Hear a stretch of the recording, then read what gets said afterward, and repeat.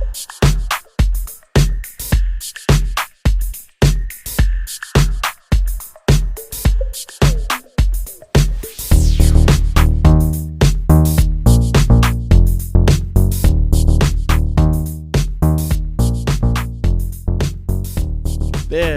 it goes. This is going to work. What's going on, everybody? Moses Marquez here of SmartMark Radio, and of course I am joined by the Undertaker of the RWT group, Mr. Paul Morales, and the RWT Kingpin, Emir Blackbane Costello. What's up, guys? Good morning. It's fucking 10:40 something. It is not Hulk Hogan. Then good afternoon. We coming for you, nigga. And by Hulk Hogan, do you mean Butcher? Butcher. Yo, let me tell you something about the Butcher. Moses Marquez. The Butcher took all his focus off of me and put every ounce of energy coming out of that British beard. First off, I gotta say I kind of am a little jealous of that beard. My beard. And Robert Davis put every ounce of energy coming out of those crazy fucking eyes of his onto you. Yeah. And man, they were coming at you, brother. What's up with that?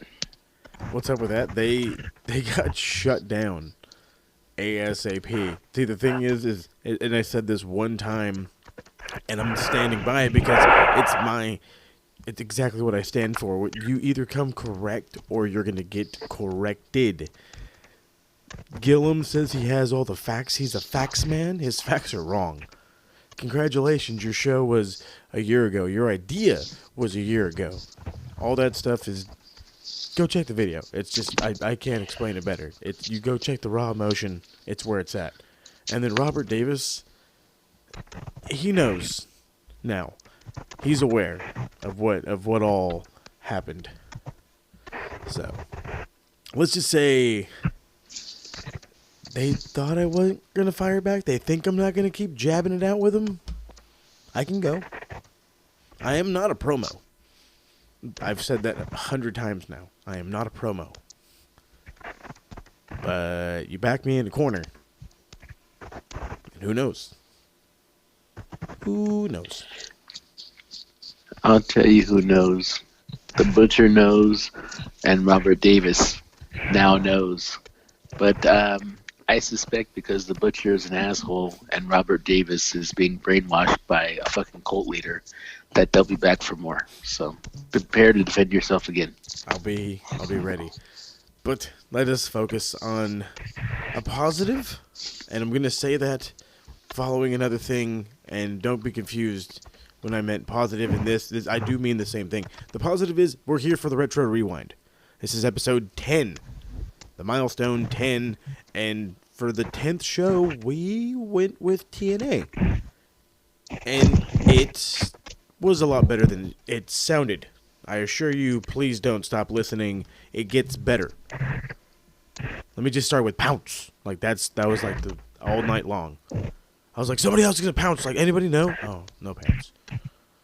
But the anticipation was awesome. Anyway, my expectations for this show were low. They were met and beaten. Most of these matches were fine.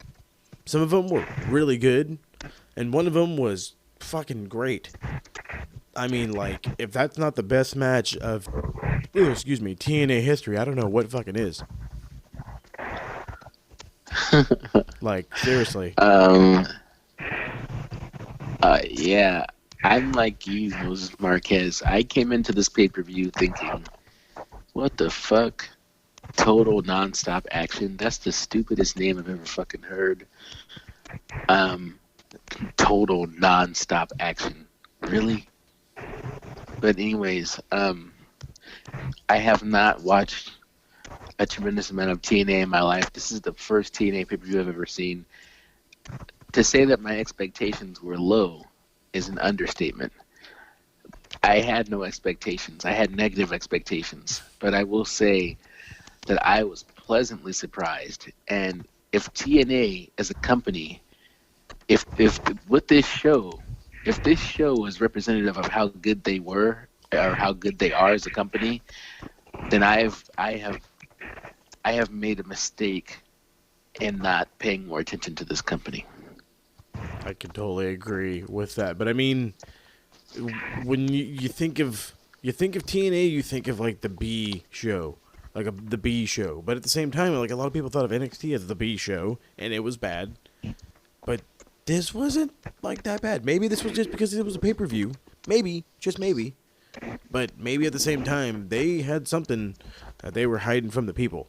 And then eventually they got flooded with even more old stars. And well, we all know where it goes from there. But in the time being, it was fine. Actually, no, it was good. I will already say it's a good show. I'll give you my whole full rating on that at the end of this. But thanks to Mr. Paul Morales, the man that found us the link from some Soviet Union site with Mother Russia. I don't fucking know. That's fine. I don't care where he got it. You're not supposed to tell anybody where the hell I got it at. You're supposed to just tell them to fucking watch Yeah, it. just go watch it.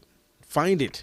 Yeah. And if you can't, I know what you can find, and that's at least the main event.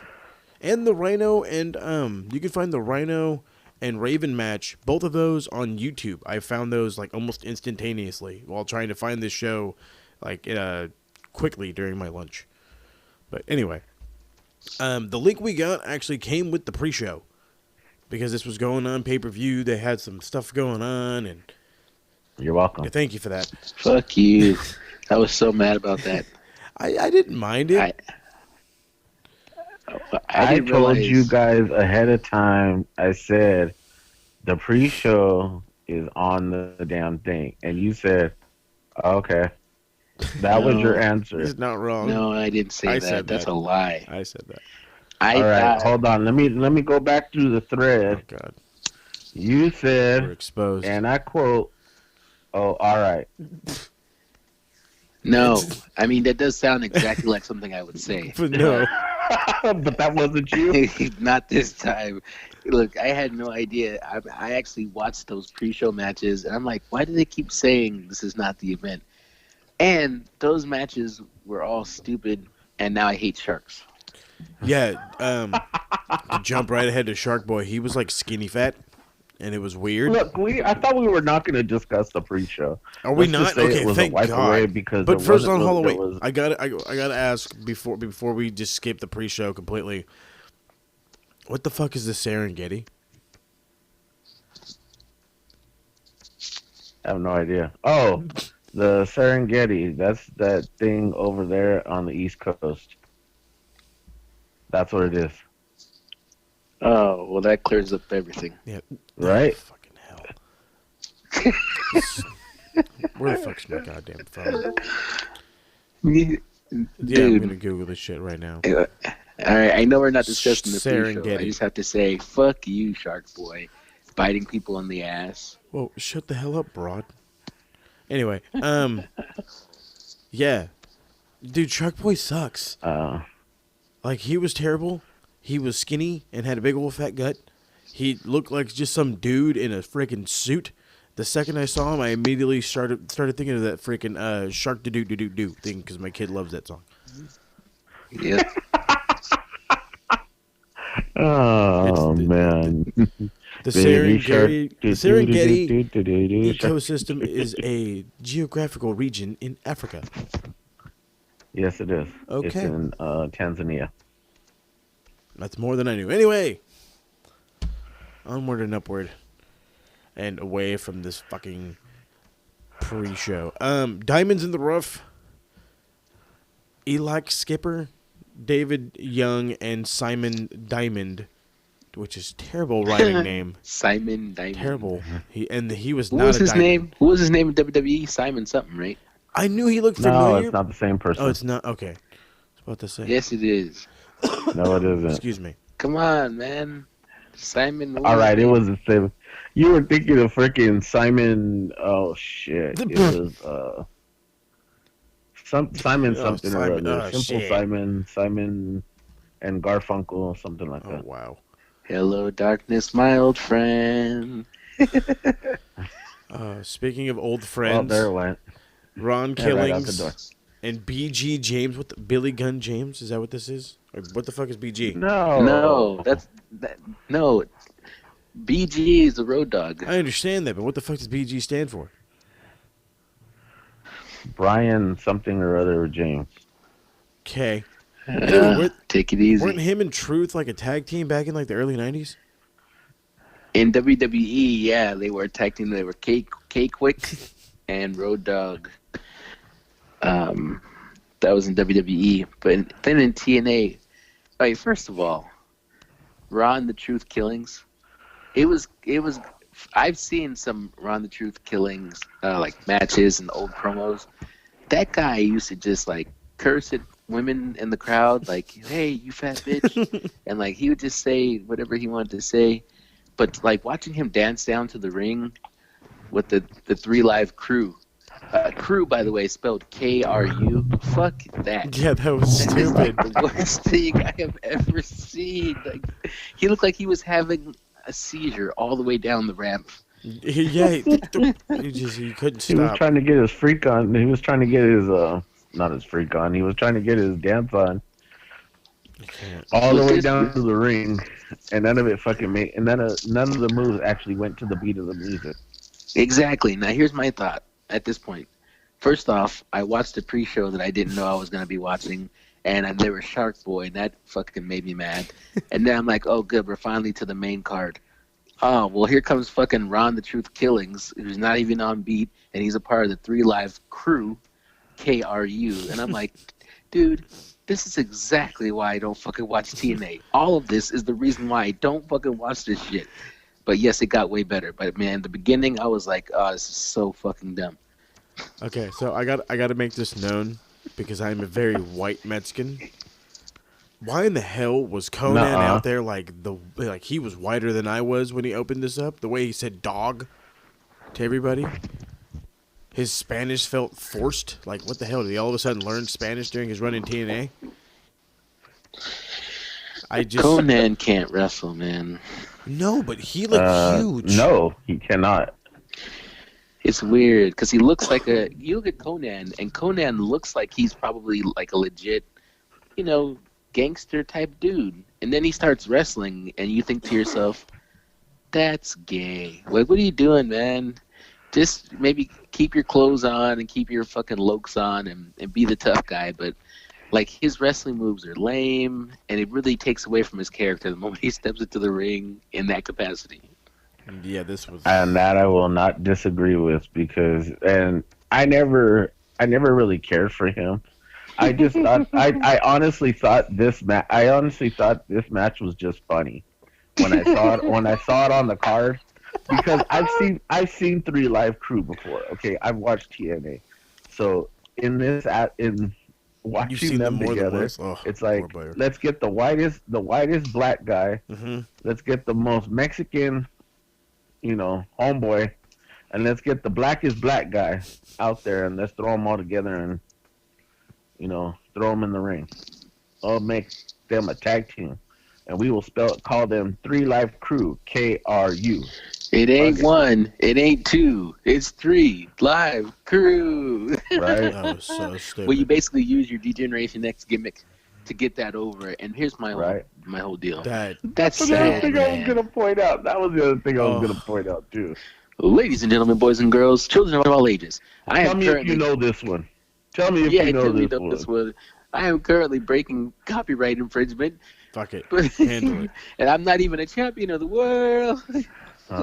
It was Oh my so God. We're bad. soon to be tag team champions of the world. This dude said TNA, NWA, wow.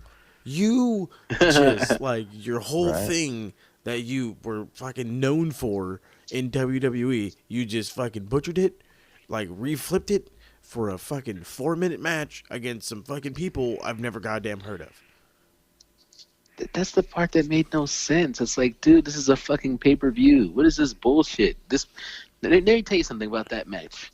That match belonged on the pre-show. I'd rather see Shark Boy a second time than see this fucking match. You know what? I'll take the Shark Boy match over this one. Damn right. I even rated the Shark Boy match. Oh man. I gave it a 1.5. A 1.5. Why? Because he That's just looked so generous. average, but he was relatively fluent, and then he killed himself on a couple of bumps, and I was like, that's ballsy. Give you 1.5. Yeah. Now get the hell out of my sight. I gave it a 1. I gave it a 1 as well. Anyway, as for this 3 Live Crew nonsense, I gave it a half. The only reason I gave it a half is because Conan got the pin, and that's it. All With right. like the shittiest finish, And R-Truth did nothing. absolutely, he gyrated. He gyrated around the ring. That was it. You know what's so funny is after Conan got the pin, BG James falls on the middle rope and just hangs there gasping for air. Like he's just worked his ass off. It's like, oh my God. You were so Right. out of shape, dude. First of all, what the fuck happened to your braids? Why are you bald right Yeah, now? seriously, that tripped me out too. I was like, wait, they couldn't have been gone that long, but he was like, no, fuck it, they're gone. But whatever. 4.5 minutes in, they win. Thank God it's over. Like I said, I gave it a half. Please tell me nobody topped that. No, I gave it a 1. Oh, Yeah, I gave it a 1 too. I think what you did, Moses Marquez, was you gave your rating for the Shark Boy match, and Paul and I both gave our rating for the 3 Live Crew match. you might be right. You might. Because we understand that we agreed to skip the fucking pre-show. I said I would rather take the Shark Boy match over this one. And you gave it a 1, right? Exactly. And you gave the Shark Boy match a half, but you didn't give this No, one I gave this anything, one a half. So there. This is the one I'm giving a half. You I gave the this Shark one Boy half, a better you gave Shark match. Boy a 1. But we shouldn't know that because we're not talking about the pre-show. I do. And fuck Sharks. Jesus fucking Sharks. All right. So backstage interview. Hey, can I just say, I'm so happy I don't live that close to San Diego because I know Moses would come whip my ass if I don't shut the fuck up. I wouldn't hurt you. I'd mess with you. I wouldn't hurt you. I heard your promo today, bro. All the shit that you can do, all the wrestling and all the the first class athlete that you are. Yeah, you would hurt me. If I had to fight you, it wouldn't be fair. I'd grab sticks and shit. That was I'd have to sneak attack your that ass. was back in my heyday when I was when all I cared about was winning on the football field and winning at the mat. I was one of those guys where like I sucked my freshman year. I was terrible. Like I got beat with some of the dumbest things, and then I slowly realized I got better. I watched film. I got even better. My junior and senior year were my 2 best years. I was 2 matches shy of actually like winning winning my district, like undefeated.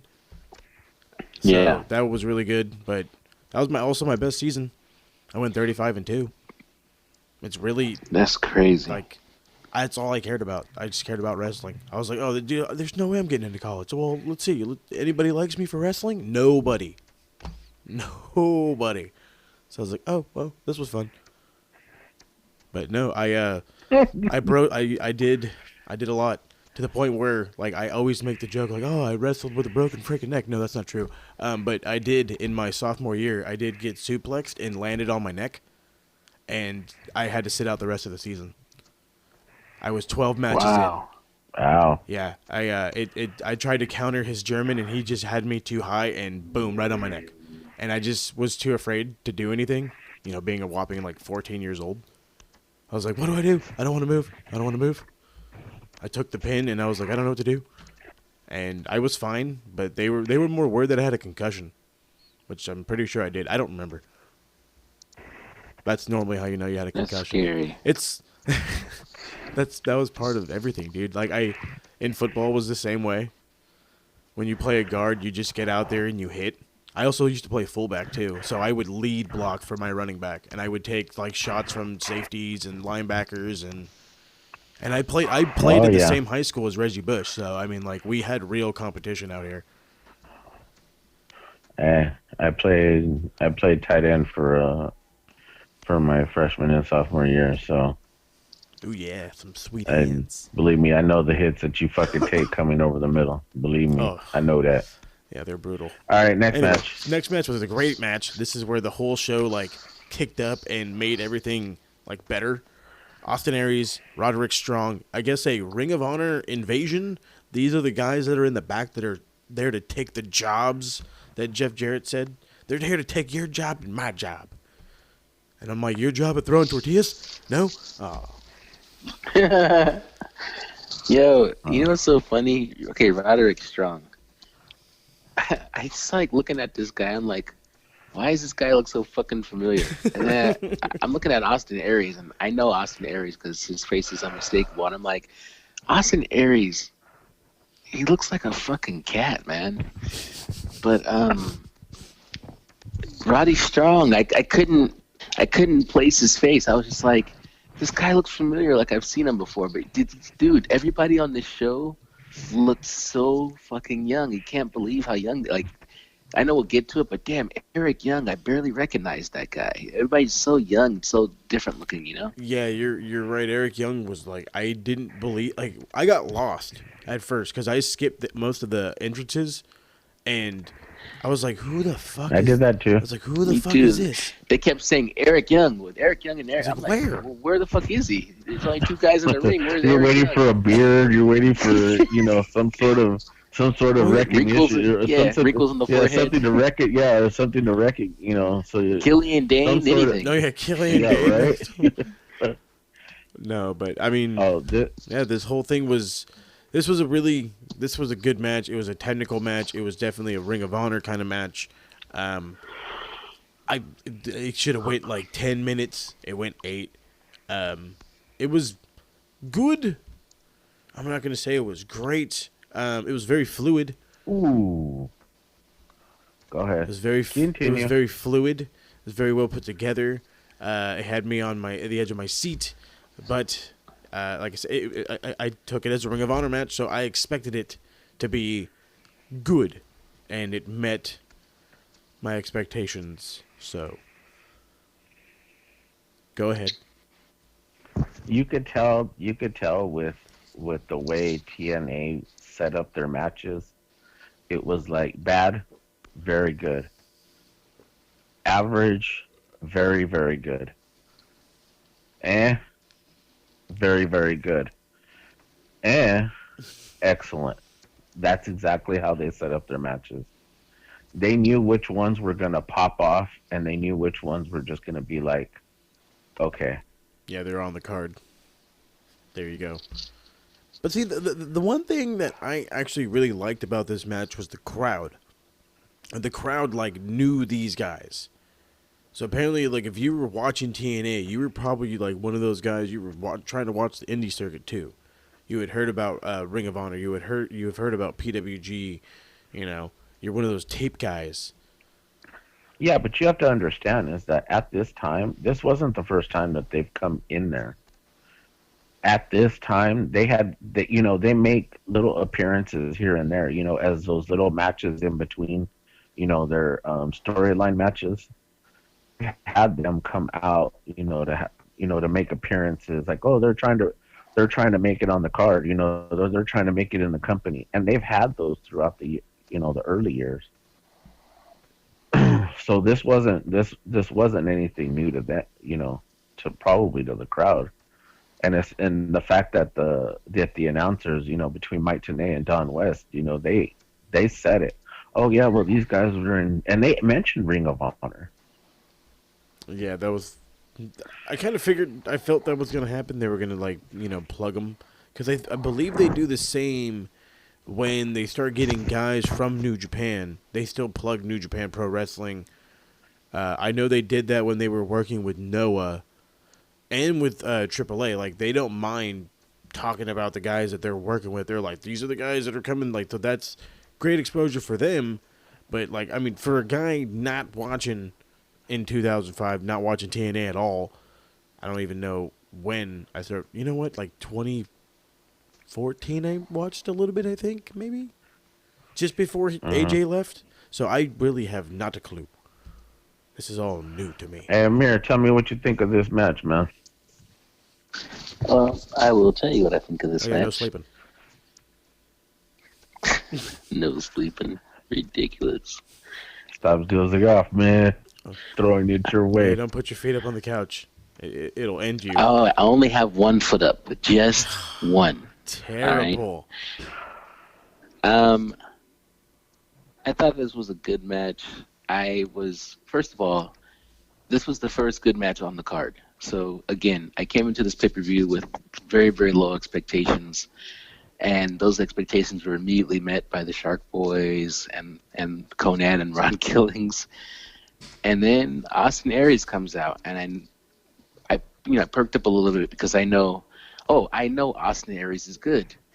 He wasn't super good in WWE, but I know for a fact that he was good in TNA. So I'm like, good. I expect this to be at least a decent match. And it was. I feel like Austin delivered, and Roddy Strong, who I wasn't initially aware of while watching that was him, even though he seemed familiar, but I didn't know who he was. They put on the match was really good. I really enjoyed it to the tune of, I actually gave it a 3 because I thought to myself, that was pretty good. And maybe there's going to be some potential here based on these guys.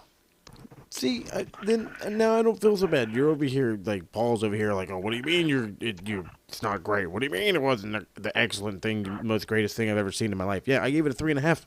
This guy gave it a 3. What about you, guy? Well, I'm A 6. actually going to go higher than both of you. 7. I actually gave it 4.5. A 4.5 for 8 No, minutes? I actually gave it a 4.5. And the reason why was because there were 3 matches that I actually had above a 4. And I was down matches on the card. The reason why This is what I knew of Austin Aries. And then when it was Roderick Strong, when I saw the card, and I'm thinking of myself, I knew who Roderick Strong was in ROH. I knew how good he was in ROH. So I expected this match to be what it was. You sound like a robot right now. With them. I don't know if this is just on my end, but Paul Morales sounds like Stephen Hawking. No, that's why I said he sounds like a robot. Can you hear that? No, I can. His internet's all bad right now. No, you're like, that. I expected this to be Can you good. please stop using your Jack in the Box Wi-Fi? Or your McDonald's Wi-Fi, excuse me. Can you upgrade to Carl's Jr.? God damn, McDonald's Wi-Fi. That's a new one. That's funny. Hey, so you gave this, what, a 4.5? Okay. Yes, I gave it a 4.5. When I was rating these matches, I had to think to myself, like, what have I assigned a 4, a 4.5, and a 5 to in the past? Exactly. And so here's the thing about Austin Aries, Roddy Strong in this match. In the past, I've given a 4.5 to maybe some of those matches that we saw at Wrestle Kingdom 2. Did I think that this match was on par with those matches? Even though this was a really good match on this particular card, but does it hold up against other matches that I've given a 4.5 rating to? Probably not.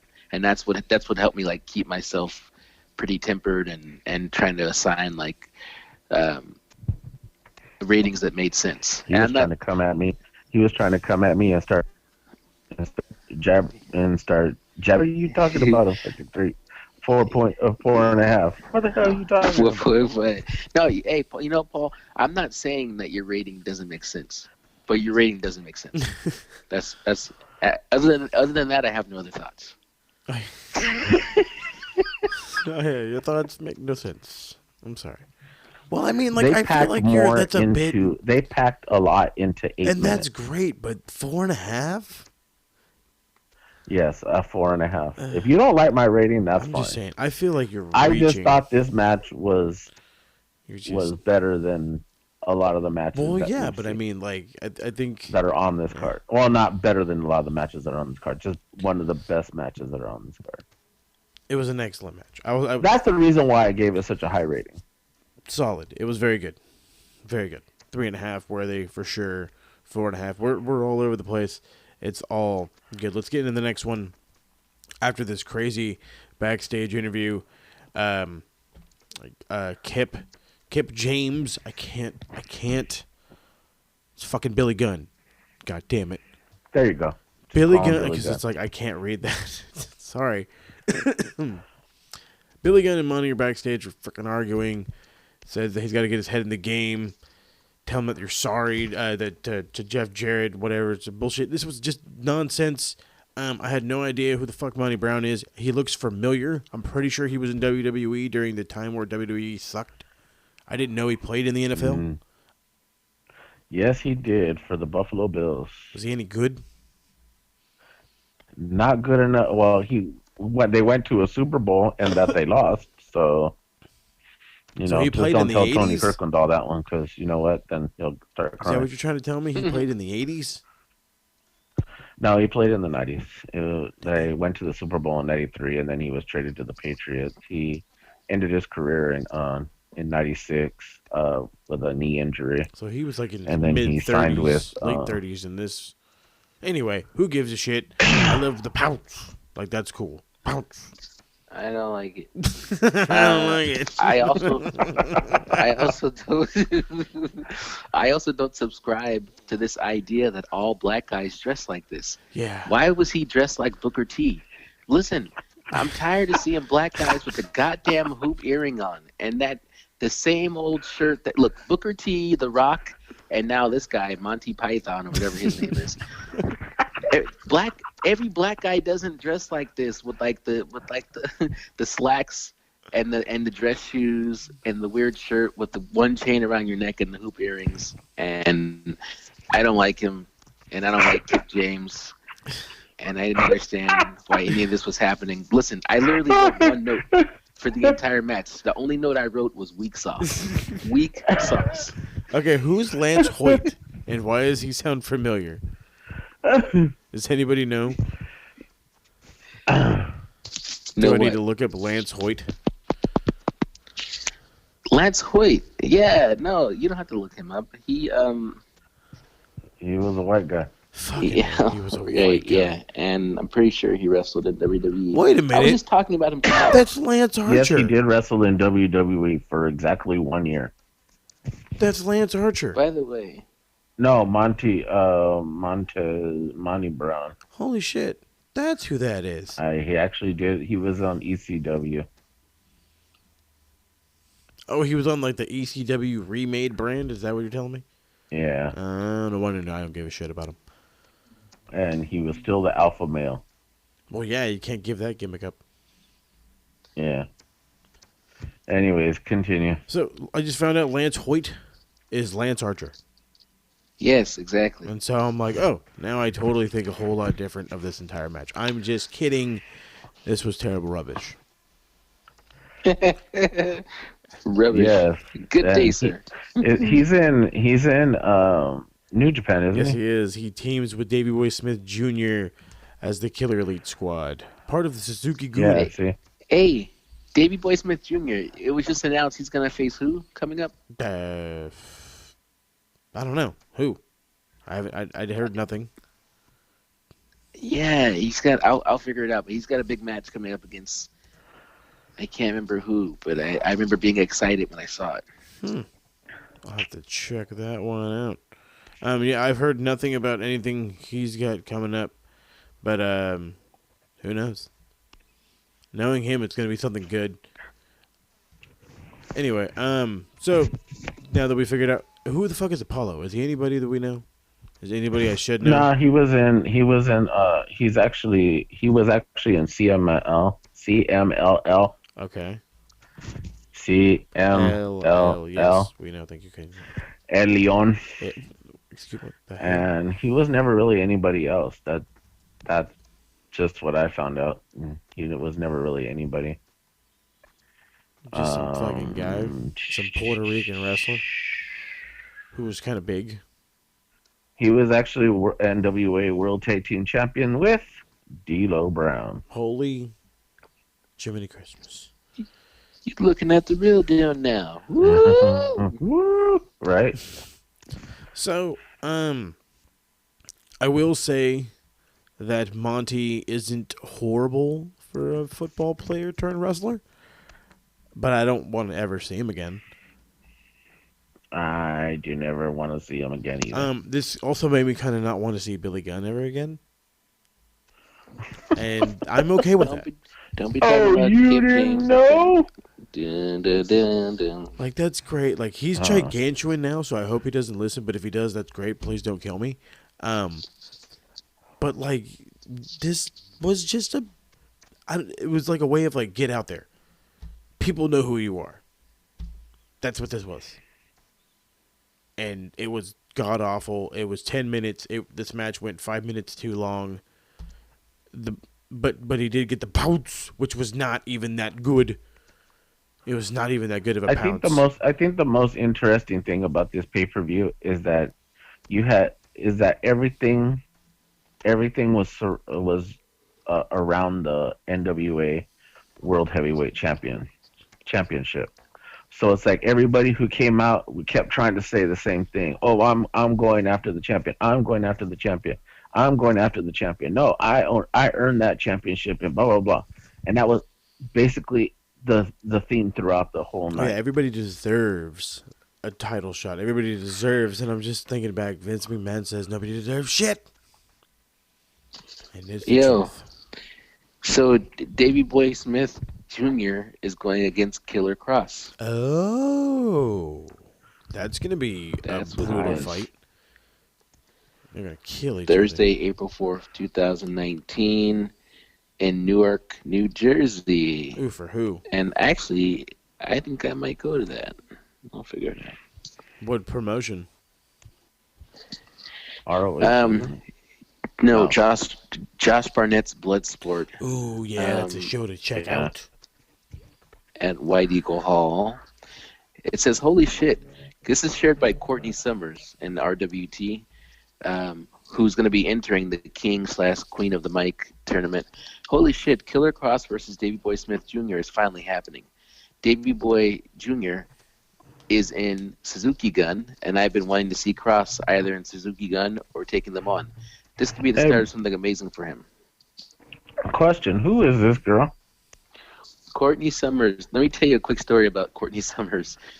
So when I was watching that Ring of Honor, whatever Ring of Honor's like their big time pay-per-view like a month ago or whatever it was, and there's some like Japanese female wrestler that looked like Asuka to me, and I had never seen this wrestler before, and so I kind of wrote in the group, I'm like, is this girl supposed to be Asuka or something? And then Courtney Summers, who I'd never even heard of in my life, was like, first of all, she's been wrestling longer than Asuka. And I was like, oh, okay, that's neither here nor there. I just thought like this was Ring of Honor's answer to Asuka. And she went like, you don't be comparing people. Like, I can't stand when people try to say that somebody's trying to be somebody else. It's a pet peeve of mine, blah, blah, blah, blah, blah. And she like starts going off, and I'm like, I don't even know this chick. Then this random guy who I also don't know in RWT jumps in the conversation and was like, you need to relax. He was just saying this, and he could talk like that if he wants to. And he's like, I got your back, bro. And I'm like, I don't even know who these people are. So I just exited the conversation. and then later on, I come to find out that Courtney Summers is a friend of Mike Larkin and a friend to Max Podcast. And I will tell you that she turned out to be a pretty cool chick, despite that first interaction. She just got kicked off of Twitter because she made a bunch of those Ronda Rousey memes. You know, like Ronda saying like, "This is real," like like that meme they made for you, Moses. Like, did you know Moses didn't really part the Red Sea or whatever? She made a bunch of those memes on Twitter, and she blew up and like started getting retweeted by everybody and started what's it called when something gets really big on the internet? Trending and viral. Blah blah blah. But not trending, but viral. Whatever. But the point is, a lot of people started paying attention to her, and then Twitter kicked her off of Twitter. Like, no, no, no, no, no, too much. It was That's crazy. A fucking viral. stupid. Yeah, she started going viral, and then some kind of way that meme fell under like a regulation that was against Twitter, and because it was being retweeted so many times, they basically said that she had an abundance of violations, so they kicked her off of Twitter. Like, oh, no, beat it. Sorry. So sorry for that little detour, but that's Courtney Summers. It's all good. No worries. I was just asking. Well, That was my fault for asking. It's- Sorry, my bad. it's all good. We didn't grade this match, did we? Do we have to? One One. match. One. The One. fucking Kip and Monty. Yeah, I gave it a. Oh yeah. Yeah, for Billy I Gunn. gave it a. Yeah, there you I go. gave it a 2. And 1/2. Wow. All right. On to the next. And we're like, all right, this is a piece of shit. But we got to talk about this backstage segment. Bobby Roode and his long hair just fucking trips me out. I love Bobby Roode I with the long can't hair. Yo, stand it. this doesn't trip me out. This pisses me off. This makes me so fucking angry. Look at Bobby Roode. None of this glorious bullshit. No fucking Ric Flair robes. This is like Bobby Roode. I don't know if this is before or after Beer Money, but like No, Before. look how good Bobby Roode was. Look how good of a promo he was. He fucking sucks now. He was so good back then, and he looked so rugged. I was like, Team yo, Canada. yeah, Team fucking Canada. I was a fan of Bobby Roode back then. Like I this thought you version of didn't him. watch TNA.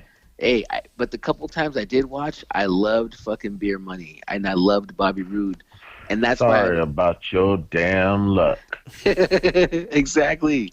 I was so sad when he came to WWE and he was all doing the glorious thing because he was so much better in TNA. Oh yeah. Yeah, I can agree with that because then in my opinion, like he was me there.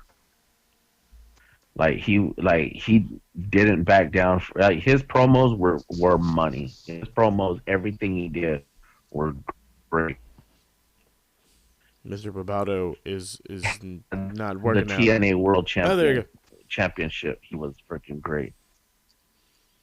You know, it was great. Like his segment, his promos are great. This Team Canada thing is awesome. A1 looks oddly familiar. I have no idea who the fuck he is, but he looks super familiar. And then, like I said, Eric Young was standing right there. I couldn't fucking recognize him to save my life. And Petey Williams looks way different than he does now, but granted, he's old as fuck now. So, The Canadian Destroyer. By the way, here's what I like about A1. First of all, watching this pay-per-view was the first time in my life I ever heard a TNA chant. mm-hmm. And A1, there were literally people in the crowd that had A1 sauce. Bottles of A1 sauce.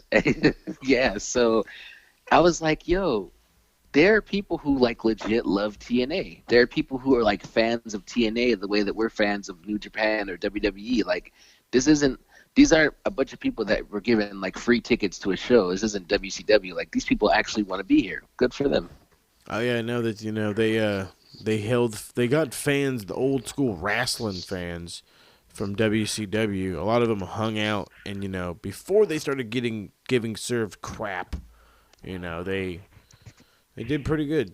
They kept a decent audience. There was a absolute following, and I'm trying to look up who A1 is, and he's a fucking nobody. That's who he is.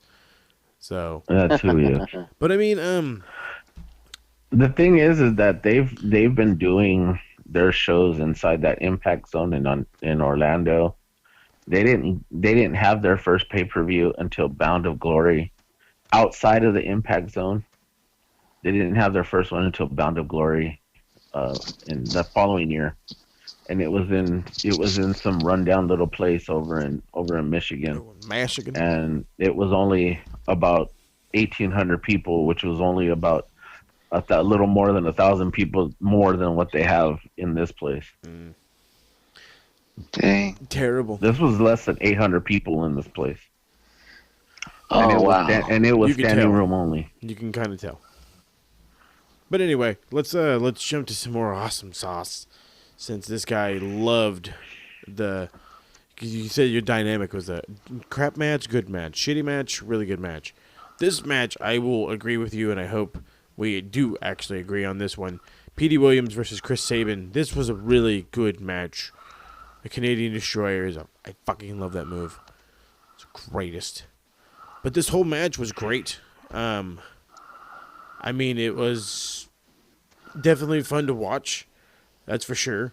Sabin is excellent. He's still going now, for crying out loud. I mean, he was... It's kind of hard to see Chris Sabin with long hair. Yeah, that is the when, weird... Yeah. when you know that he has short hair. Now, I'm like, I just saw him in New Japan, and I'm like, what the... Okay, right on. It's 14 years ago. yeah, but- because then he looks like a pretty boy now. With his hair all or when what was it? What was the team that he was with Alex Shelley? Motor City Machine Guns. Motor City Machine Guns. Yeah, yeah, that freaking tag team was badass. Dude, I love the Motor City Machine Guns. Again, the couple times that I did watch TNA, I was like, who the fuck are these guys? These guys are legit. Yeah, no, they were... That's what I'm good telling teams. you. They didn't have very many. They didn't have many bad teams that were there. They just ended up having bad management that were running the company. No, like... And that's a great name, too, Motor City Machine Guns. That's a dope-ass name. Yeah, because they took that thing to ROH, didn't I Yes, they believe did. so. and then yeah. to New Japan. Yeah. See, and that's just it. Is that they were such an awesome tag team together. Yeah, no, that was for sure awesome tag teams, but this was an awesome singles match. So, I mean, I loved it. It was a cradle win. It's whatever. I still enjoyed the hell out of it. I gave it a 4. I was thoroughly impressed by this match. Every bit of it, start to finish, bell to bell. I was like, holy crap, this is good. This is good. Again, maybe I made a mistake by not watching some more TNA much sooner. This match was very impressive. And I gave it a 4.5. Ooh. And let me tell you something. The reason why I gave it a 4.5 was because I said to myself, and I didn't because it lasted 4.5 minutes longer than the other match Yes. that I gave a 4.5 to. No, your rating is ridiculous. I'm trying to give 4.5 to that fucking match. But this Look, I'll match- give it a 4. Will you be happy? No. Yeah, but look, let's be honest. You know this match is way better than that match. There's no way they both are 4.5. All right. But here's why I gave it a 4.5. Because unlike you, Paul Morales, you just start throwing out high ratings because you get caught up in the moment. No, because I'm Dave Meltzer. That's why I could There give you out go. high ratings. Well, no, this isn't a New I Japan wanted show. to give this match a 5, and then I thought to myself, wait, let me not get caught up just because there's a big pair of boobs in front of me. You know, this That's one match way of is looking at it. good. Yeah, right. This match is good, and I'm so excited because it beat my expectations. But just because it beat my expectations doesn't mean it's a 5-star match necessarily. It's just better than I thought it was going to be, and it's Is that not what on you call your par. penis now? Yeah, there we go. It's a 5-star match. Expectations. Expectations. Keep them low, ladies. Keep them low. So I was like, all right, 4.5. And then I thought to myself, I wonder if any other match on this card is going to top this match. And now, after watching the whole thing, thank God I didn't rate this 5 stars, because there absolutely is a 5-star match on this card, and it would have been a travesty if I tried to put these two matches at the same rating. Agreed. Paul?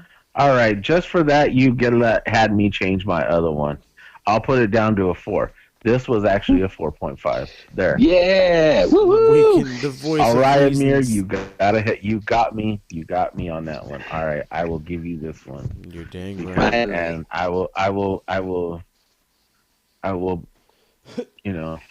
say thank you for teaching me the way Oh, yeah. of the rating I will show system. you the way. The way You down know, to the jungle. you know, To the Serengeti. be all exalted. No, Yo, but it's all too- this was a great match. This was a great match. I have to admit, this was really a really good match. pay-per-view quality, right? Pay-per-view Yeah, quality. pay per view quality, and it was Top of on the the pay card quality per for view. sure. So 4.5. 4.5. I gave it 4. Like I said, I enjoyed it. Uh, it's pretty obvious I gave it. Well, I will give my rating for the main, but I will say this: it had fluctuated from as low as a 4.5 to as high as a 6 for that whole match in the main event. So we'll talk about that when we get there. But who the fuck is Matt Bentley, and why does he look kind of sort of like a bigger Shawn Michaels, giving very similar super kicks? Anybody? I, Anybody? I don't Bueller? know who Matt Bentley is. Bueller? Who the hell is Matt Bentley? That's who I'm fucking asking you, Haas. You're supposed to be the historian guy. Fucking Google Matt. I don't even know who the hell Matt Bentley He's the is. dude that came in and like super kicked the crap out of everythody. At the end, right? Yeah, right He after came the in end at of the the match. end. Yeah, I thought that was Bo Dallas. He said, I thought. That Dude, was- dude, as soon as this match ended, I pushed fast forward. Okay, so I didn't even get to that part. So apparently I need to go back and watch that part again. Apparently, yeah, this Shawn guy Michaels comes is his in out of cousin. nowhere and just starts super kicking everybody, and then he starts cutting a promo, and I was like, I don't know you. So then I started fast forwarding. Started to fast forward. I didn't even get that far. I just as soon as the match was over, I heard ding ding ding ding, and then I hit fast forward to get to the next match, and then when I was like, oh, it's Abyss. No, it's a I bit. said, oh, it's Sabu. So apparently, Matt Bentley he's just a straight TNA guy. He was trained by his cousin, and his cousin just so happens to be Shawn Michaels. Oh my god, such a good call. Ah. Such a good call. I was like, "You're fucking nope." That's what this. So yeah, he looked like a bigger Shawn out there for sure. I haven't seen him, so the people were happy to. And he must not have had that much of a career if he wasn't. It wasn't very long from from what I'm reading here. 2003 to 2007. This was a 2005 show. He went around for very much longer, but the crowd loved him at the time. So good for him, I guess. No. Sure. But why is it the dude that walks with Abyss reminds me of like Kevin Sullivan from like the 80s? He looks weird. Kevin man. Sullivan didn't have a honestly, suit. the guy walking with Abyss looked like a gay vampire. Yeah. I can give you that one. Like a gay vampire. Oh man. I've come to suck your dick. Whoa. That's what he would say, not me, Moses. That's what the gay vampire would say. All right. We're trying to figure this out here. You caught me off guard. Oh my lord. He looked like Paul Bear's sister. Oh, that was wrong.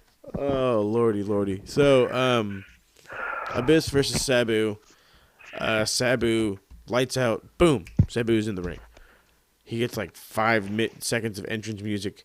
He looks in great shape for an older guy, but then like half the bumps in this match, and you're like, you feel bad. You're like, you need to be in a retirement home, old man. Please, you're killing me. I'm dying watching you. And as much as I enjoyed this match for the hardcore qualities, and yes, I will actually say I enjoyed an Abyss match. It's going to be on record. It would not have been good if it wasn't for Sabu. Sabu is absolutely insane, but he can, believe it or not, work a match. It has to be a crazy match full of gimmicks and crazy shit, but yeah, it's a match. Like he freaking at one point his head bounced off like the step of the ladder. Like, oh, that hurt me. The thumbtacks, I always hate thumbtacks. They're little and they suck. This was just the unprotected chair shots. And they hurt. Yeah, that too. I just this whole thing was just, it was ECW. This was ECW with Abyss. This has nothing to do with anything. but I hate the fact that Sabu looks so Middle Eastern, and then when he talks, he just sounds like a white guy, like a surfer. Yeah. He sounds like he makes RVD sound like he's never been to the beach, and it's like really weird. Well, he is Like from my Michigan. brain can't fathom it. It's like, bro, you're not supposed to sound like that. No, he's not. And this is coming from a guy who, if you've never seen me, you might think that I'm a white guy at the beach. So I get it. I get it. Yeah, you get it. You have. Yeah, because every time I see you at the beach, I'm like, is that a guy white? Most people think, oh, of course he's not in the water. I just gotta get my feet in. That's all that matters. Anyway, Abyss wins this with the black hole slam onto some tacks. And he raises his hand, which is full of tacks. He's like, look at the tacks in my hand. Whatever, get the fuck out of here. Next match, please. Look familiar? A little bit. Yeah, because we had that one on our fucking last pay-per-view. Did we really? Oh, the slam on tacks? Did we? No, the mat when he remember he ended up having the what's his face on the ramp coming Oh, the down, last and time then we he threw saw the tacks Abyss. down and like roused immediately, and Yeah, no, I tried to block And that then out of he- my memory. Yeah, no, I remember because I remember we talked about that was such a shitty fucking match. yeah, This was at Wrestle Kingdom, and he Wrestle Kingdom 2, and I remember we talked about how like they just kind of rolled into every spot really quickly without really setting it up, and it was kind of like a waste of time. And at the time, it was my first Abyss match I'd ever seen, so I was like, this is stupid. But this match that Abyss had with Sabu, I really liked. This match was it had some redeeming qualities and made me think maybe it's worth it to take a second look at Abyss, because he did a good job at being the big man in the match. But my favorite thing about Abyss in this match, he sold for Sabu, and I agree with you, Moses. Sabu made this match everything that it was, but for Abyss's part, he really sold for Sabu, and that's what made it special, because it's like he was like legit acting like he was, punch drunk from those hits and stuff, and the spots with the tables and everything. And even though Abyss went over because he has to, Sabu is just there to do some crazy shit, but they need to make their stars. I get it, but I really really enjoyed this match, and both guys, I thought to myself, well done. I dig it. Paul. I'm glad you had that explanation, because it was very different from the person that we saw at Wrestle Kingdom. Yes. I mean, still the same guy, but I mean, Nope. Looks like he's gone. Right. All right. Well, I don't know where he was going with that. so Oh. in Mr. Roboto Domo Ricato. no, I was gonna say was that he was working the match was very different than what he did at Wrestle Kingdom, and I think it was good in every way. Completely agree. It was an excellent match. I gave it a 3.5. Solid. I don't need to see any more of those spots, though. I actually gave it a 4, and I Ooh. was happy to give it that 4. I actually put 3 exclamation marks. Wow. Beating expectations, I see. Paul. I went with our host, Mr. Moses Marquez, and I gave it a 3.5. Also, like we said, it was one of those matches where we knew Sabu was just a body that was there, and we know that Abyss is, very much Mick Foley, his Mankind character, and kind of Kane size, kind of meshed together. Like as Amir says, if they have a baby, there he is. It's Abyss. There he is. He's the best. And he did really well in this match. I thought it was a lot better than what he had at Wrestle Kingdom. Again. Again, yes, no, I completely agree because Wrestle Kingdom was. Again, I'm still trying to block that out of my mind. Anyway, let's move on Night to and day. Night and Day for sure. So what in the fuck happened to Chris Candido? Because I keep hearing the Candido Cup, like Chris Candido died, bro. when I forgot. I knew he died, but I knew he died early. But like, how early after this or during this time? I thought he died in like 2004 or something. Yeah, I believe it was 2000. No, He died it April was either. 28th, 2005. Ooh, Yeah. okay. So it was before this, Apparently, just before. Holy crap! because this was September 11th Yeah, on the of that anniversary year. of. Yeah. Ooh. So Okay, this whole show gets a thumbs it down was now. I'm funny stoked. because the naturals that are in the match were actually managed by Chris Candido, and in their little run that they had, when he was their manager, he was only their manager for actually one match. Oh, well, yeah. So they had to change the storyline, and one of them had gotten injured, so they brought him back. They had only been back for maybe a little more than a couple of months when it happened, or when all this happened, and they got the tag team title. Chris, Chris, um, Chris Candido, by the way, married to Tammy Stitch, Sunny. Sunny was his real life wife. Just throwing that out I there. remember when she Yeah, came I to the ring remember. in the ECW show we watched. Yeah, So, anyway, Right. let us. yeah, because remember he was wearing the headgear. Yeah, I remember the headgear. Excellent move. So check this out. At Lockdown on April 24th, 2005, Candido fractured both his tibia and fibula and dislocated his ankle during a steel cage match with Lance Hoyt against Apollo and Sonny Psyche. He underwent surgery the next day to have titanium plates and screws inserted into his leg. And then he was at the following Impact tapings, managing the Naturals, right, who went on to defeat America's Most Wanted to win the NWA Tag Team Championship.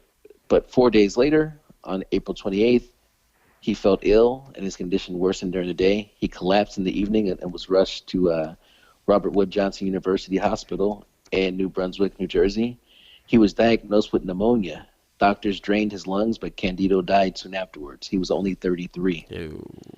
He died due to a blood clot that was from a complication with the surgery. All bad. So, I said it in my last few episodes. A lot of people going down. This is a long time ago, but still, nonetheless, rest in peace, Chris Candido. You were definitely mentioned in the show and loved throughout it every time he was mentioned. And they even had the Candido Cup, which is even awesome. So, let's get on to the happy note. And the happy note is Bobby Roode versus Jeff Hardy. And Jeff Hardy not wrestling intoxicated. Or maybe he was, but at least he didn't kill himself. And then this one was, you know what? I'm just gonna say this. And I want to hear your backlash immediately. I felt like I was watching an episode of Raw. That's what this match Yeah, was. man. I felt like an episode of Raw. I wasn't okay. So I got really hyped up for Bobby Roode because of the promo he cut in the back, and then Jeff Hardy is like, "Yeah, it's Jeff Hardy. This makes sense. This is going to be great." But for me, it wasn't. I wasn't a big fan of this match. I thought it was okay, but Bobby Roode was such a good promo, and I've seen him have some really good intense matches before. Jeff goes up there. He does what he does. I just thought this is easily going to be one of the better matches on the card. I think the two of them just didn't have as much chemistry as I thought they would, and so for me, this match had the potential to be great and just kind of felt like average. Could have been any night. You know what I mean? Oh yeah, like I said, absolute Raw match. So please, Paul, tell me you disagree. Please give me something, anything. I will let you know that Jeff Hardy was drugged up Oh yeah. in this match. No, I'm just kidding. I didn't even know. Yeah. I'm just throwing something out there. Anyways, no, I'm actually gonna tell you that you have lost your fucking wig Pardon your French. thinking that this fucking match was anything less than a Raw episode. Okay, good. So I'm glad we're all on the same page here. So because it's a Raw episode, Bobby Roode is boring. Damn it, he knew I was fucking with him. Fucking shit. Bobby Roode is boring, and Jeff Hardy is old. And this was just young Jeff Hardy with boring Bobby Roode. One. That is all. I didn't. I don't know why. I think I gave it a 3, but the reason why I gave it a 3 is because I didn't hate the match. I just didn't think it was as good as it could have been. I mean, Jeff Hardy still got his spots in and did some high flying and stuff like that. The thing I really didn't like was like Jeff Jarrett. Fuck you! Like, stop coming out and doing shit. Just go away. Fucking the hockey stick. He legit like. Petey Williams just he distracted Jeff Hardy by putting a stick up his ass. Like Okay. It was hilarious. If Petey Williams wasn't out there, if Jeff Jarrett hadn't come out, this match probably would have been okay. Probably would have been better. Had it just been them two in the ring, just going at it, beating the shit out of each other, it probably would have been a really good So match. then it would have been a good But- Raw match. Okay, got it. Yeah, it would have been a really good Raw match. It might have even been SmackDown caliber. No. Now you're talking out your arse there, sweetheart. No. At the Shades most, you get rid of the interference. Oh, I gave I'm it sorry. a 2. I'm sorry. Oh, I'm But sorry. My bad. It would have been Superstars caliber. Oh, it would have been a 5 on Superstars for sure. Yeah. But I mean, like the only reason I would have given it, like the stick up his ass was funny. So I mean, it's whatever. It's fine. I expected more. My expectations were let down. I don't want to be fair at this one. Bobby Roode is exactly what I thought he was, and he just gets better from here on out. So that's fine. Jeff Hardy was Yo, is Moni on programmed the at call? this. No, she is not. Does she? Oh, I just got a notification that Moni was on the call. Is she? Is she? Moni Lynn? Are you here? Hello. No, I don't see her in the chat. We can Nope, add her if just she's us. available. She disconnected. Alright, well. Got it. We're totally on the fly and on the record. Who gives a crap? Right. This is what makes Prime Radio right here. All the fuck ups. You get the bloopers right here for free, guys. Right here. Oh, shit. At There goes the racetrack. SoundCloud.com/mouse. I heard the racetrack in the background. Racetrack? Yeah, well, it's SmartMark. Paul's getaway car. He's got to get going. You You want to shoot her a text and see if she wants to jump in for the final few matches? If she even watched this show? I know she's ready to go for WrestleMania 14. So, by the way, speaking of that is an announcement, if it has not already been known and or mentioned. Moni Lynn will be joining us for when we review WrestleMania 14, which will be released the week of WrestleMania 35, is it? Or is it 36? 37? 30? I don't know. 35. Yeah, so the next... 35. In 3 weeks, I believe. Yeah. Yes, 3 weeks. You will get our review of WrestleMania 3 14. weeks from Sunday. So are we gonna? So are we gonna talk about this next match? Of course, we can talk about this next match. Or are we done with Rude and Jeff? Or we have to give it a rating? I gave it a whopping rating of a 1. I gave it a 3. I gave it a whopping rating of 2. 1 for Jeff, 1 for Bobby. Bobby doesn't get anything from me, and Jeff barely gets the 1. He is not the same Jeff, which is fine. It is what it is. All right. So I got to mention this. I did not mention this in the beginning. When I saw Shane Douglas be introduced with Jeremy Borash, my mind immediately thought, where the fuck is Bam Bam? He's got to be here somewhere. If fucking Shane Douglas is here, Bam Bam is somewhere. And luckily, He didn't show his face all night. So that's good. I don't have to worry about it now. Oh man. But I swear to God, I panicked. I was like, if Bam Bam fucking comes out of the crowd, I quit. You hear me? I quit.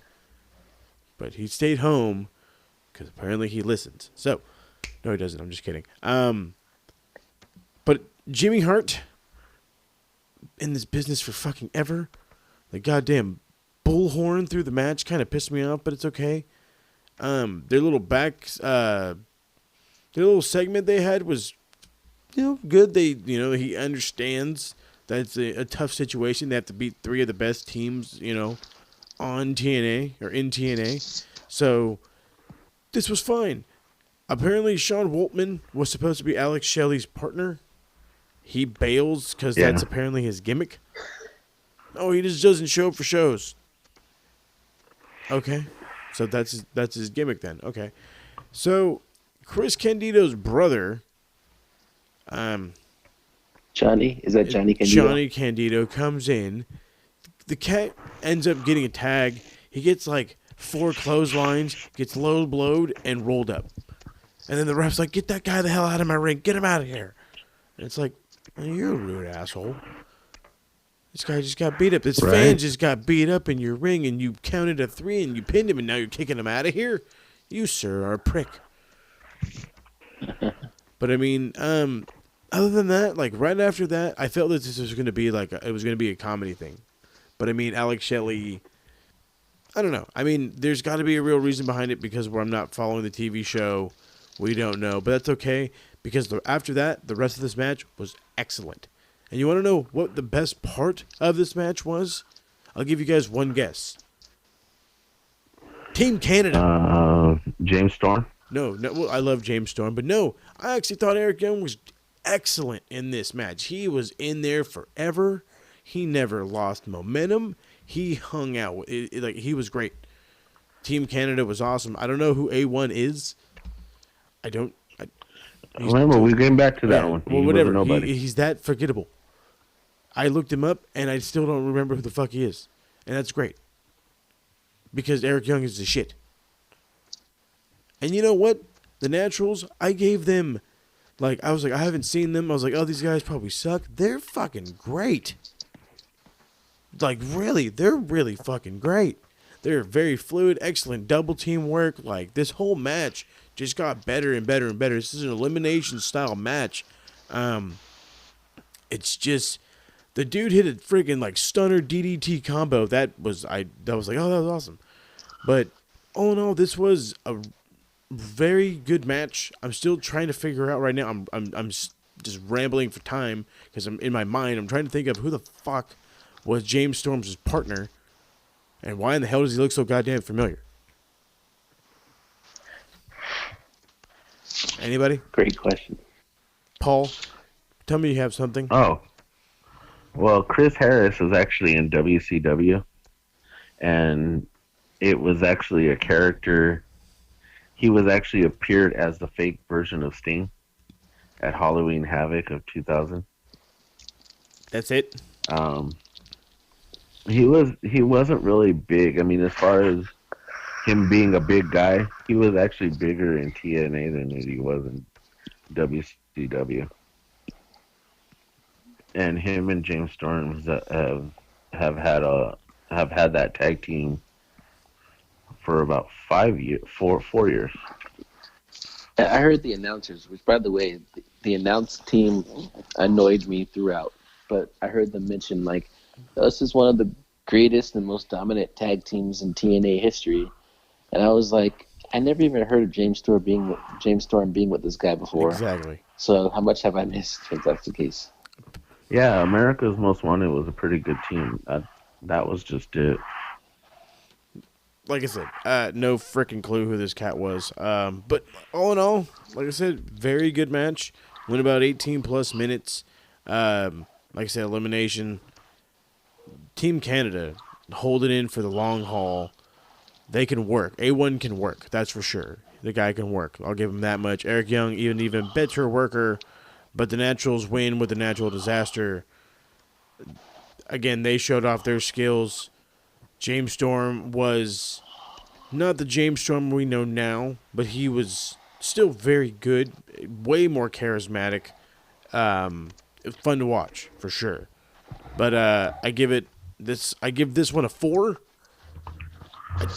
I felt some type of way about it. I can't necessarily explain it. It just felt like this was definition of TNA, total nonstop action. This was constant action.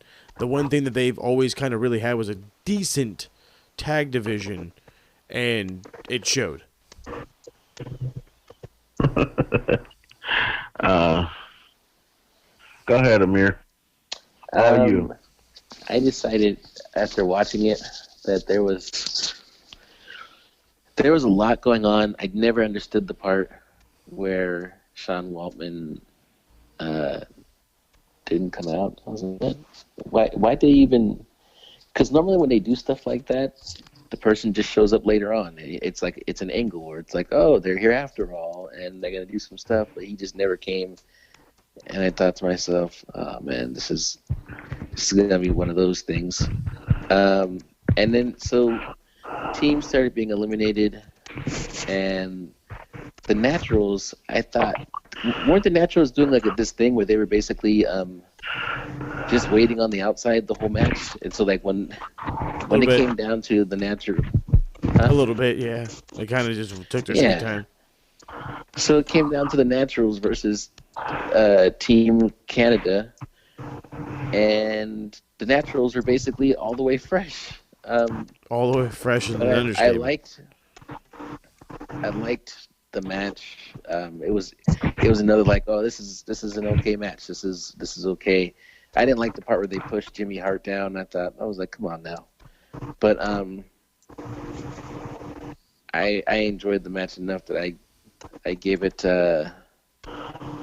another 3-star rating for me. 3-star. Paul, I think, and you know, I actually agree with Amir. The fact that, or one of you that said that Eric Young was didn't look. I mean, okay, I agree with Amir that he didn't look familiar, and I knew who Eric Young was again. So, James Storm, Chris Harris, America's Most Wanted. Yes, heard of them. So, but the match itself was pretty much, you know, the Naturals on the outside. They beat up Alex Shelley for a while. It was a tag team match. it wasn't. Was it pay-per-view quality? Yeah, it was okay to me. It was solid. I actually did give it a 2.5. What? Why so low? Yeah, I gave it a 2.5. Yeah, whatever. You know nothing. I'm just kidding. Nah, I gave it a 2.5. 2.5. Not too bad. Like I said, I enjoyed it. So maybe it was just me over you guys, but it was fun. And I'm gonna say this. I didn't hate the next match. The NWA World Heavyweight Championship match, Raven versus Rhino. The Animals go to war in a Ravens rules match. So, if this was Animal versus Animal, Rhino would win hands down. That's an understatement. But this was fine. At first, I felt the only reason it was Ravens rules was so this guy could use the stupid pizza cutter again, and well, he got to it early, but this turned into a big thing. You know, trash cans, tables, ladders. Like I said, just some of the bumps. Oh my! Oh yeah, the whole everything. Some of the bumps Rhino took. It was just crazy. Just getting slammed against the ladders, like his head bouncing off the ladder. Just oi. The staple gun. The fucking staple gun. Here we go again. Fucking Yet again. Fucking Raven's goddamn like buzz cut right down the middle because he's been stapled so many fucking times. It's not even funny. And he's gigged there 100 million. So, but I mean, this was good. Rhino freaking gores himself into the cart. Like, that's got to hurt the freaking shoulder and collarbone. Stupid fucking Jeff Jarrett comes out. Why? Go away. Okay, hold on. Before we go on to this Jeff Jarrett rant, every time I hear his entrance music, every time I would flip through my TV back when it was on Spike, which is now known as the Paramount Network, and I would hear Jeff Jarrett's music, I thought that was their way of going to commercial.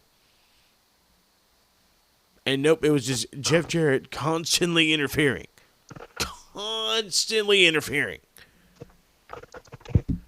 Ridiculous. And so he interferes. Yeah. And Raven ends up winning. Yeah, And yeah. Yeah, this match. There was nothing to say about this match that was anything other than a hardcore match in WWE. Falls count anywhere, but here's my problem. How is a fall being counted if his arm's up? Like his arm being on a ladder? Fall count? How the hell does his foot being on the rope do anything? Why does it stop the count? Yeah, that pissed me off. And so did like the shoulder being up on like 3 counts, especially on the last one. It's like, dude, his shoulders, whatever. Who gives a shit? You guys don't. So I guess kind of why should I? Oh, he's trying to pin him. He's trying to pin him on top of a freaking ladder. That's when I was like, bro, his shoulders up. But whatever. Right? Isn't it supposed to be on the canvas? Nah. Isn't it supposed to be on the ground or something? Nah. It's all right. Amir, what do you got? Tell me you got something out of this. It wasn't just ECW that you just sat through. I am not a super big fan of Raven because I kind of feel like the moves that he does is no like there's a part where he's got 2 pans in his hand, one in each hand, and Rhino's hanging onto the ropes from like a seated position, and he's been busted open, and Raven just like leans over the rope and just pops him in the forehead with one pan and tosses it, then pops him with the other. And it's just like, what? Okay, but for being like a hardcore match or like a ECW type match, I thought it was pretty good. I just felt like if it's for the championship, you guys could go a little harder than this, or find a way to make it feel more important and more special, other than your position on the actual card. So it just was yet another match on this card that kind of equated out to some sort of like average rating of this was okay. This wasn't trash like I thought it might be, but it wasn't great like some of the other matches. This is just like, oh, this was okay to me, so I gave it a 3. Oh. Yeah, this, like I said, this was just had that WWE, like it was for the hardcore championship and not necessarily for the NWA World Heavyweight Championship. And that's exactly how it felt. And it was everything, every much the ECW card, or what we expect from ECW. And throughout the night, we've seen a bunch of great matches from on this card, aside from the Abyss match, which was, pretty much a hardcore match. Also. But that's kind of expected. But, it's the world title. Yeah, especially the NWA World Title. We didn't get more. So we got what we got, and that was it. Yeah, could have been worse. That's for sure. But exactly. This show ended with a bang. For sure, a 3-way, a triple threat for the X Division Championship, which is their TNA's main title because they're just in collaborations with NWA. So that's why, boom, bam. But obviously, this match was meant to be way better, and boy, was it way better. Way better. Like, fuck, AJ was so good. Jesus Christ, that kid alone, like him alone, deserves a 5-star. Like, he was just so good in this match. and Joe shined so awesomely, and Christopher Daniels is just he's just great.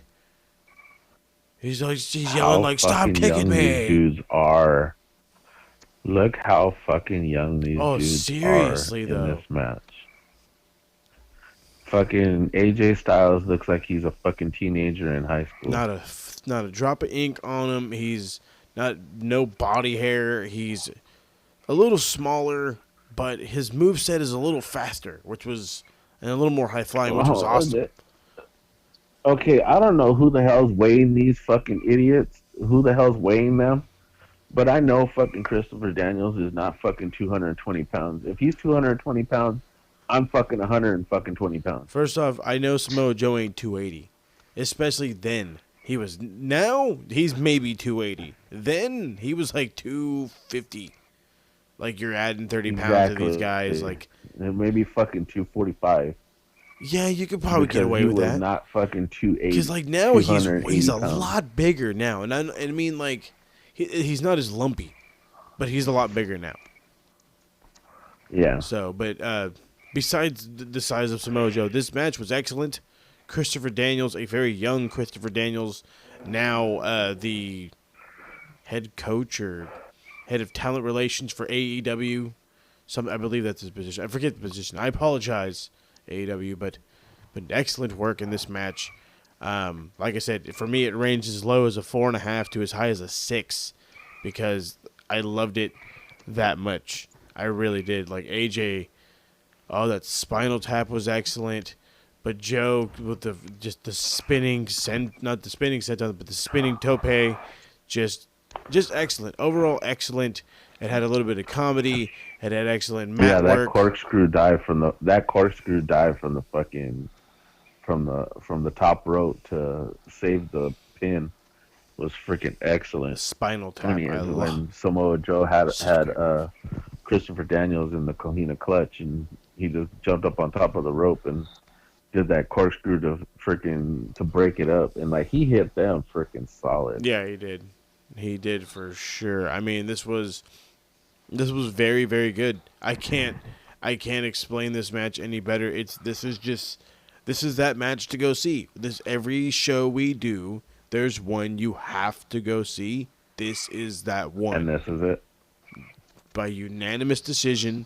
It's easily found on YouTube. I will even put the link in the description at the SoundCloud station when you download this episode. Look in the comments below. You will find the link. Watch this match. It's 40 minutes. That includes the promo. That includes the video package. That includes the entrances. Skip that. Go straight for the match, and you will not be sorry. Give it the 25 minutes it deserves. Vince McMahon says nothing deserves shit around here. Well, bullshit. They deserve 25 minutes of your time because it was excellent. Right. Absolutely excellent. I came to a conclusion that I could not break the 5-star barrier, not with this match, because I know better stuff is coming. We are eventually going to be reviewing, like I've said already, Wrestle Kingdom 14, featuring the Wrestle Chick Nerd podcast host herself, Moni Lynn. We still have Wrestle Kingdom 8 coming up, so there's just too great, but I will award it my highest I can, and that is a 5-star match. I'm sure everybody else is giving it a 5-star. I'm sure this was a Meltzer 5-star. This was 5 stars. Mr. Black Bane, all you. Black Bane is in the heezy. Let me tell you something, man. This, for me, is easily match of the night, bar none. It was like, yo, these guys, super impressive. Every Samoa Joe, AJ Styles, Christopher Daniels, every bit of it, man. Every bit, bell to bell. I was just like, holy crap. This is so good. And this is the kind of match, you could have put this match in any promotion, anywhere, and people would watch it, except for WWE would find a way to screw it up. But Most definitely. Right. But when you see a match like this, AJ Styles and Samoa Joe and Christopher Daniels, at that time, they were the reason why you should have been watching TNA. There's a lot of bullshit happening like before that. That's like, oh, this is just another WCW. But when you saw guys like that, the talent that was like being homegrown at the time, that was the biggest reason you were ever going to have to watch TNA, and it was a damn good reason. And this match, thoroughly impressive. I easily gave it 5 stars. And the replay value on this match, super high. I could really watch this match again right now, and I would still enjoy it just as much. There is no way I'm going anything less than a 5. And if I can go higher, believe me, I would go much fucking higher. I'd give it a fucking 10 if I could, but 5 is our limit. And the fact that we all agree on this just tells you need to watch this fucking match. Yes. Take the time to watch this match, and if you miss something, watch it again. If you miss something again, watch it again the third time, and I bet you'll see something that you didn't see the first 2 times. Like he says, this is one of those matches you can't say no to. You can't walk away from. You need to watch, not have. I don't force anybody. I'm telling you, you need to though. Link will be in the description. Check it. 25 minutes of your time is absolutely worth it. 5 stars all around. And Paul, by the way, you can break the 5-star barrier, but it must be like a special thing. So just keep that in mind. I'm always down to break it, but it's I don't want it to be like, oh well, that was 6 and now this is 7 and then that's 12 and then this is 46 and then kiss my ass and then, you know. But anyway, on a positive note, 2 thumbs up. I would give it 3 if I had 3 thumbs.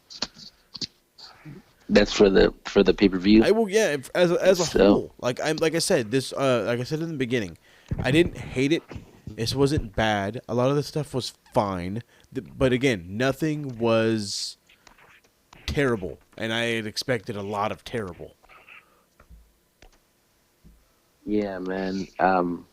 I gave this pay-per-view 2 thumbs up as well because there was only a couple things that I really didn't like, and the rest of it was like, oh, this was really good. This was surprisingly good, and that last match was just out of this world good. Like, get the fuck out of here. These guys are so good, it's scary. So I gave it 2 thumbs up, and I definitely recommend that everybody go watch this pay-per-view. Paul, The two matches that I wanted to see on this card when I saw it were Roderick Strong and Austin Aries. Just because of the name. I had never seen the match. Just because of the name.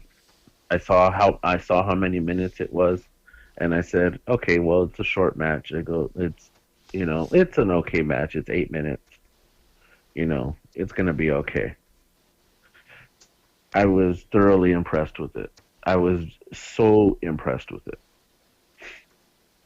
But really, why I liked this card was for that main event. And I'm glad you guys enjoyed it. I really am glad you guys enjoyed it because I sure as fuck enjoyed it. like I said, this was one of those times you can watch TNA and you can be like, no, I swear, it's a lot better than it sounded. But no, we're all in agreement. This was if you have to watch one TNA show, this is that show. So yeah, we're gonna go ahead. We're gonna wrap it up. Get through all of our fun plugs first, though, because that's what we do here. You gotta stay on the grind because we're businessmen. Paul, hit him with the Twitter. P_Morales_RWT on Twitter. Hit up the girl, Moni Lynn, Wrestling Nerd Chick on Facebook. I don't know her Twitter, so y'all gonna have to do that one. No worries. We'll get that from her when we have her on as a special co-host for the WrestleMania 14 show coming up in about 3 weeks. Emir, you're in the early stages, getting ready for Promo Mania 4. What else is going on? Aside from Promo Mania 4 going down April 6th, which is the Butcher versus Black Bane. We also got the King/Queen of the Mic tournament that's going to be going on, I believe, in May. And the Promo Climax is coming back for part 2. And we're going to find out, man. We got to get everybody involved, get people cutting promos and everybody voting and getting their opinion going. Other than those things are really dominating my time right now and really dominating what's going on in RWT. So I would just say be on the lookout for the Promo Mania show, April 6th. And I'm ready to get through this. and yeah, man, vote for Pedro or vote for Bane, but don't vote for Butcher. He's a fucking asshole. I'm pretty sure we can all agree on that one. He's not the vote that you want to make. He doesn't know. He doesn't know. Scotty doesn't know. He doesn't know. He just thinks he knows. The facts, but man, he doesn't know. Where his facts are never correct. But that's all right. That's okay. Let him whine about it another day. So yeah, all that stuff going on. Promo Mania. The King and Queen mic challenge.